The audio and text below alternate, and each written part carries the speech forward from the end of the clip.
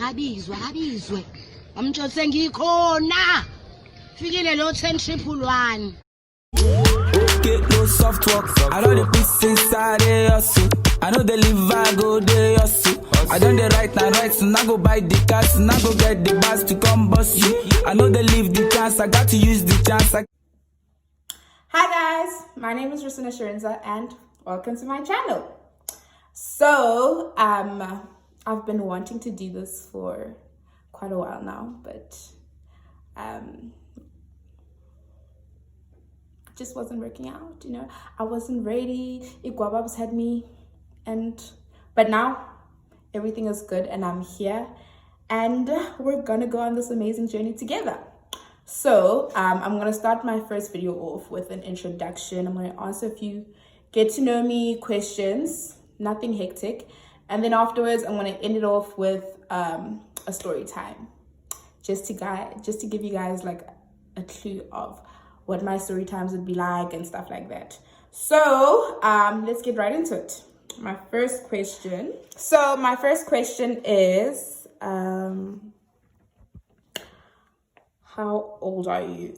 I'm 21 years of age and I'm currently studying at the University of Johannesburg. I should have actually given you guys these like brief intro about me, but I'm 21 years old. I go to UJ. What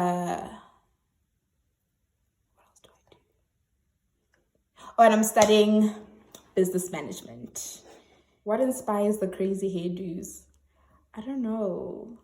Like, I just like color. Honestly, I just like color. And it's also because I'm Tsonga. And you know, Tsonga people are known for being bright and color blocking. And I prefer doing that on my head. But anyway, yeah, I just like color. And I have parents who don't mind seeing me in color. They encourage me to be myself and to express myself. So I just like it. What has been the craziest thing you've done?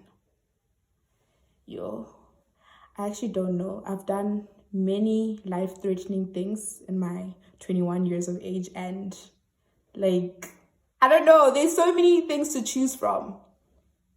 Craziest thing I've done, I don't know. I think I'm gonna have a few story times of crazy things I've done, so I can't really answer that question. What makes you happy?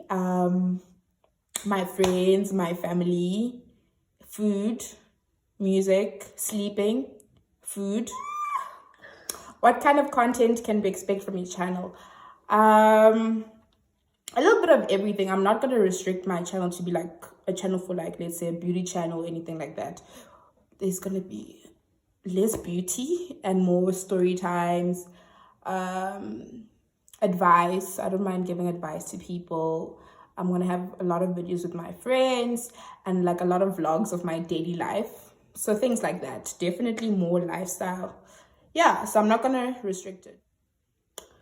What was the worst thing a guy has done to you? Have you ever been dribbled and what was the situation? I think that question deserves a story time because guys, I've been hurt. My heart has been broken. So I'm definitely going to have a story time for that story alone because wow, when they talk about clowns, they're talking about me. Why usaba mjolo so? Have you guys met men? Do you know men? Like men as creatures, do you know them? Men are trash. Men will hurt you. Men will come to your life. They will find you in peace and they will destroy you. So it's not that I'm scared of umjolo. I'm scared of men.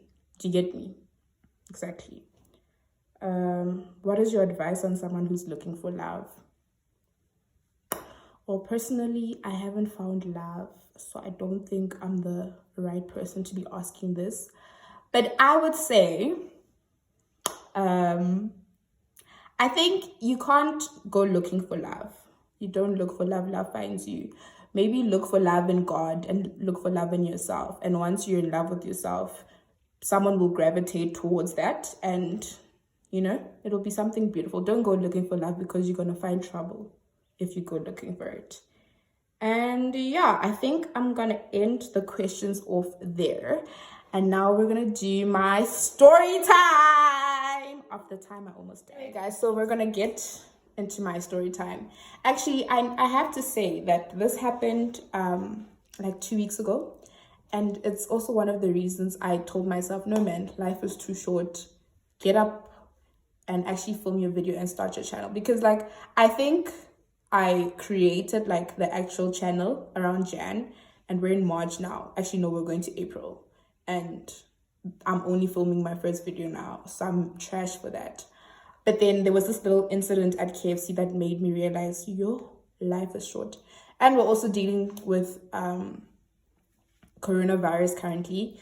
I'm shooting this on day 4 of the lockdown.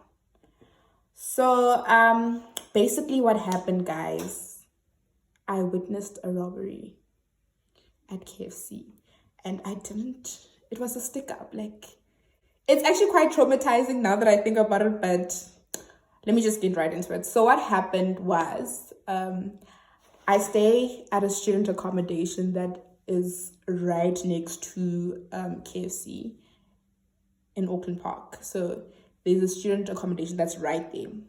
So I stayed in like a 5-sharing apartment, and we wanted to go get food.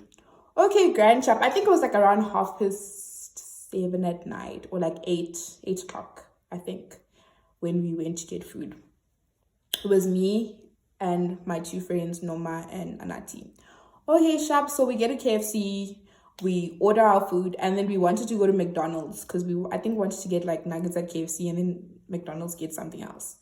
So okay, sharp, we order our food, and then as we're about to leave, my friend Noma realizes, no man, they overcharged her.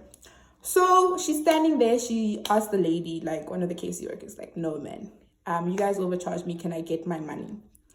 Okay, sharp. And like they overcharged her by 5 rand, guys. But you know what? It's not the money, it's the principle of the thing. Don't rip people off. Don't rip people off. Score. Anyway, so we're waiting for this 5 rand now. We're waiting for it. And then all of a sudden, like, I couldn't even understand what was happening. So basically, like, this guy came in and he was like patting people down and stuff like that. But like, we were having a conversation with my friends, so we really weren't focused on what was happening.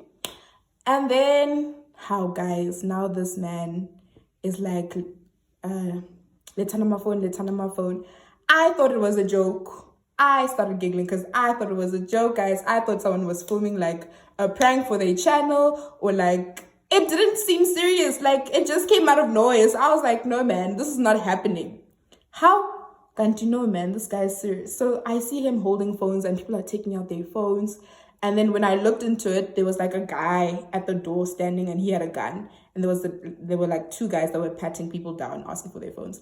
Luckily, we didn't take our phones with us because when we like walk around at night, we leave our phones in our unit.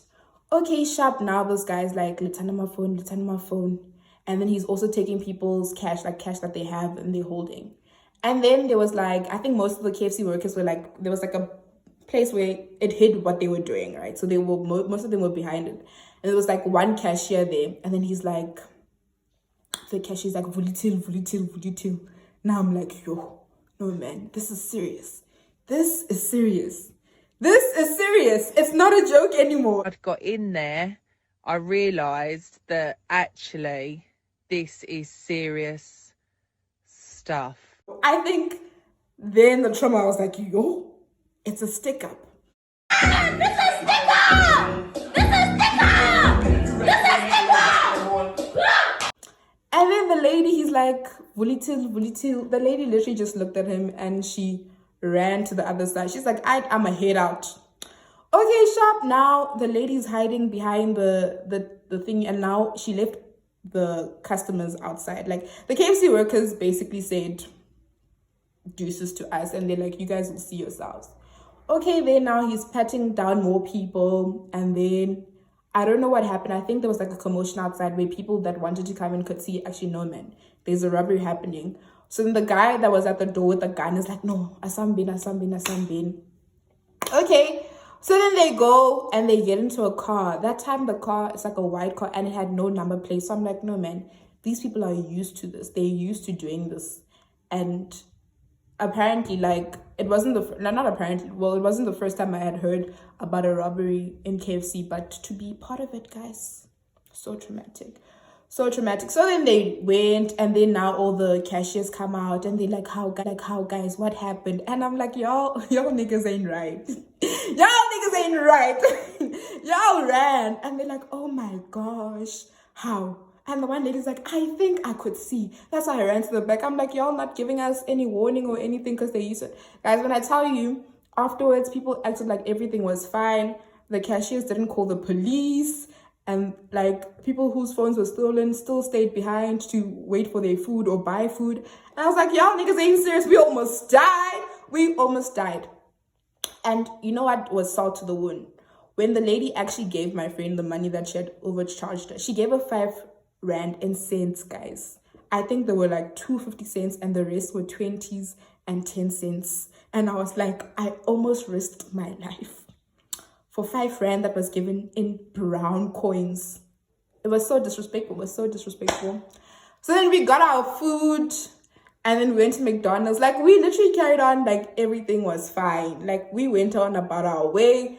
And then when we got to our unit, we actually realized, no man, it could have went left. So basically, that whole situation showed me that life is short. And I'm just grateful that it wasn't as serious as it could have been. Because I feel like if there weren't people outside who had come at that, I don't know what could have happened. But, you know, I thank God for protecting us. But you know what? That KFC, ne?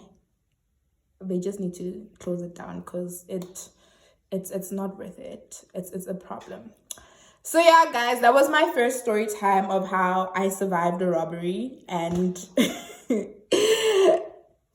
I'm gonna end off the video there. And I hope you guys like, comment, and subscribe to my channel. And see you in the next video. Bye.